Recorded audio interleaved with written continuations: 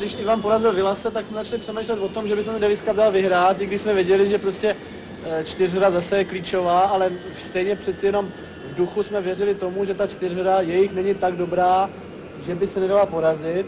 No a prostě ve čtyřhře kluci prostě hráli dobře a naprosto nebylo o výsledku nějak pochyb, že by mohli prohrát, že vedli od prvního gamu a furt je metli, prostě je vymetli. Clerc byl nervózní v tom zápase, no a vyhrálo se 2-1, no a Ivan Clerc, to byla formalita v podstatě.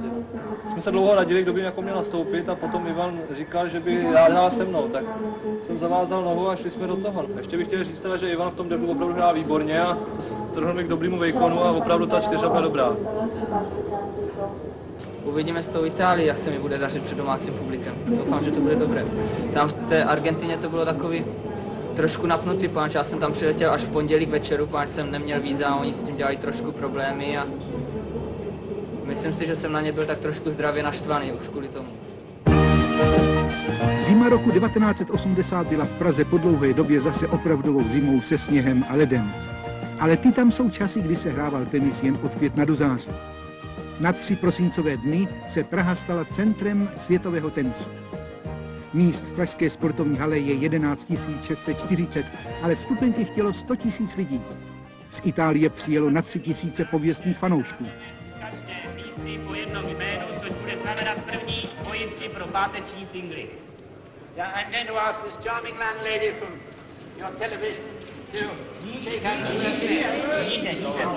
to Pověřuji tím půvabnou mladou dámu.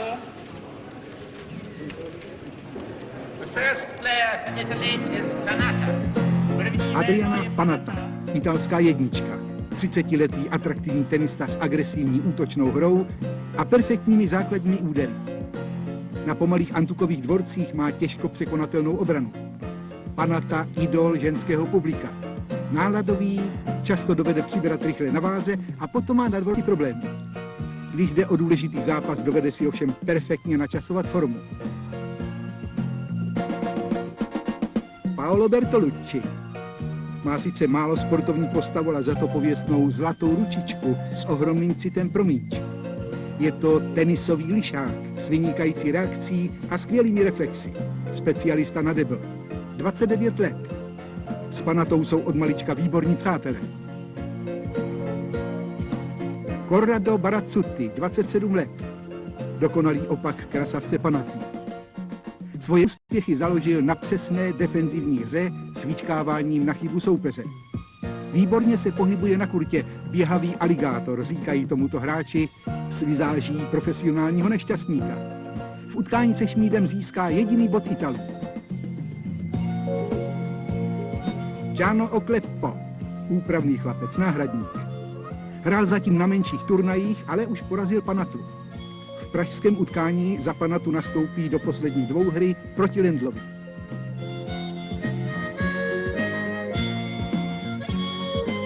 Ivan Lendl, 21 let, měří 189 cm, narodil se v Ostravě. Lendl, tajfún, hvězda, nejúspěšnější československý tenista dneška. Vyrovnaná technika, úžasný, na svůj věk neuvěřitelný smysl pro taktiku, přezdívají mu Computer. Jeho úspěchy doslova ohromily tenisový svět. Prorokují mu, že brzy bude nejlepším tenistou světa. Během roku postoupil ve světovém žebříčku z 23. na 6. místo. A s mrožím knírkem Tomáš Šmíd, Plzeňák, 24 roků. Jeho předností je dobré podání, forehand i voleje, výborná hra nad hlavou. Má zdravé sportovní sebevědomí. K tomuto utkání nastoupil vlastně po půlroční přestávce. Měl poraněné vazivo v kotníku a nohu v sádře. V Argentíně hrál pouze 4 hry.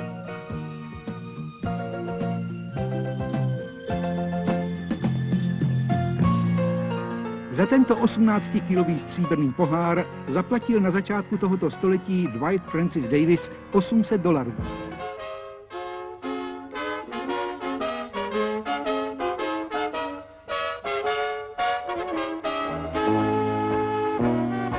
Americký tenista Davis, aniž to zřejmě tušil, založil nejuchvatnější tenisovou soutěž družstev.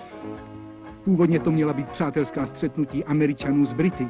V krátkém čase tato myšlenka dozrála. Davis Cup byl otevřen všem členským státům Mezinárodní tenisové federace.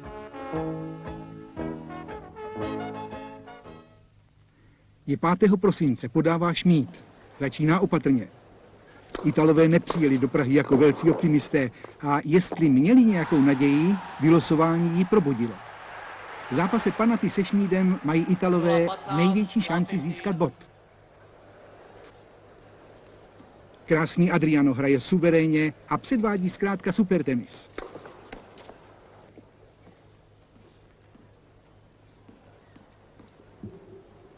Schmid ztrácí podání, které je jeho velkou zbraní. Je nejistý a neklidný. 0:30 love salty. Panata exceluje. Druhý set je kopií prvního. Panata se tlačí na síť, Schmid nedokáže prohodit. Ital vede 2:0 na sety.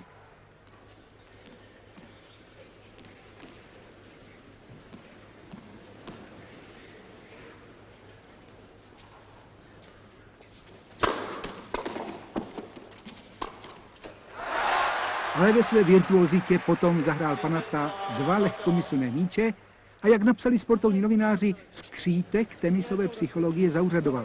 Třetí set. Italové reklamují dvojí dopad míčku. Rozhodčí přisuzuje bod Schmidovi. Asi nikdo z lidí na tribunách nemá tušení o dramatu, který Schmid zažívá. Od 2 ráno nespal. Lékař konstatoval silnou žaludeční a střední nevolnost. Kapitán Bollard je připraven hodit do kurtu ručník. V záloze jsou Kodeš a Složil. Po vynucené přestávce se napětí v hale stupňuje. Schmid se vzchopil. Jako by mu 2 prvé vydařené míče vrátili sebevědomí. Tomáš překonal sám sebe a teď už je to úplně jiný Schmid, koncentrovaný, odvážný, sebevědomý.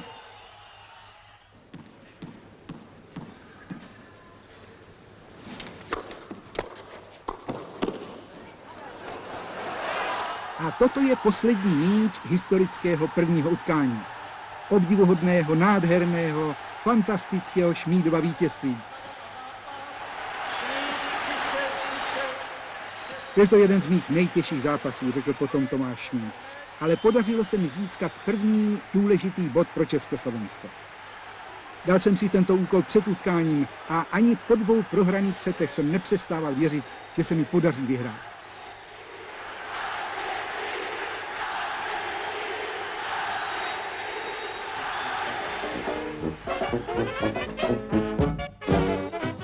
Československo vstoupilo do Davis Cupu v roce 1921. Tohle jsou však záběry z pražské Štvanice z roku 1928. To už náš tenis získal významné postavení nejen v Evropě. Žemla, bratři Koželuhové, Mencl, Maleček, Hecht, Síba. To je pár slavných jmen našeho předválečného tenisu. A utkání s Německem v roce 1935 bylo už naší 5. účastí ve finále evropského pásma.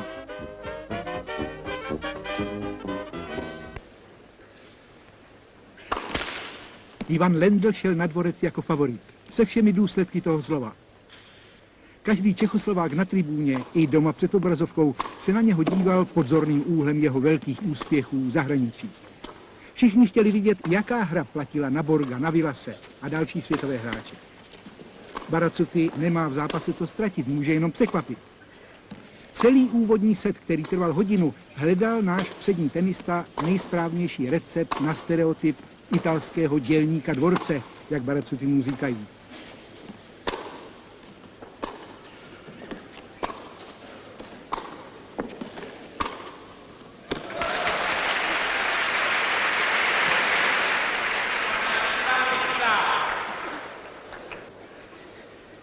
A Lendl potřeboval potom přesně 1 set na to, aby začal Itala vyučovat modernímu tenisu. Zpestřil hru, připravil si útok, prodloužil míče až v zadní čáře.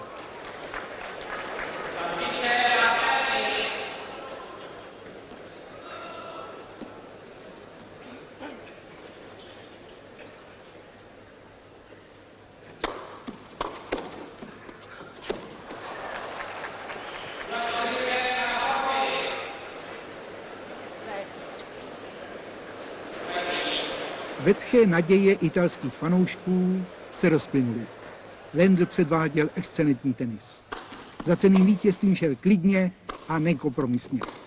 A sledovat tuto hru bylo skutečnou lahůdkou.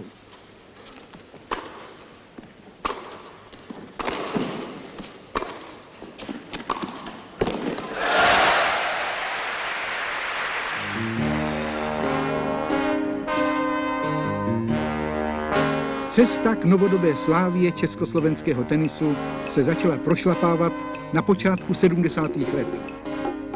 Tehdy svět tenisových fandů počal s vážností, úctou a samozřejmostí řadit jména Kodeš, Suková, Hřebec, Pála, Kukal mezi absolutní špičku.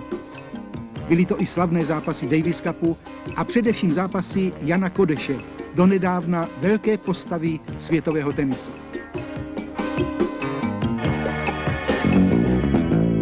Čtyřhra je velkou italskou zbraní. Od první chvíle to taky dali v Praze pocítit. Panatta měnil překvapivě servisy, Bertolucci udivoval kočičím reflexem na síti. Italové přebíhali, zaskakovali se. A podívejte se, jak naši zpočátku působili jako dva těžko reagující solisté.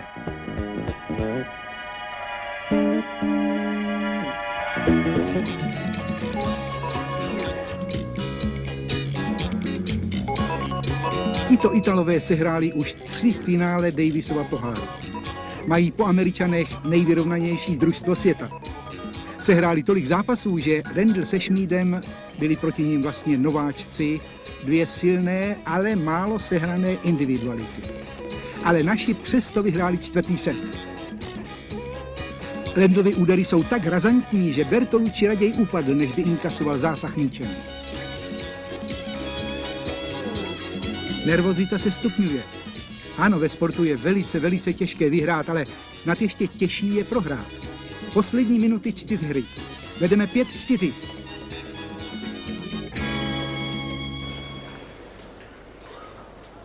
Poslední jistý tvrdý servis. Matchball. Poslední servis sobotní 4 hry Davis Cupu 1980. Je 6. prosince. Zítra se sice hraje, ale na výsledku už nezáleží.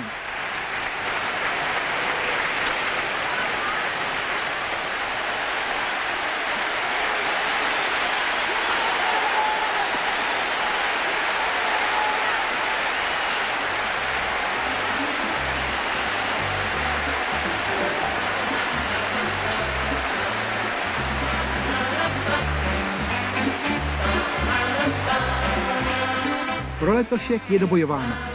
Sen mnoha našich tenisových generací se splnil. Davisův pohár poprvé ve svých dějinách zůstane v Československu.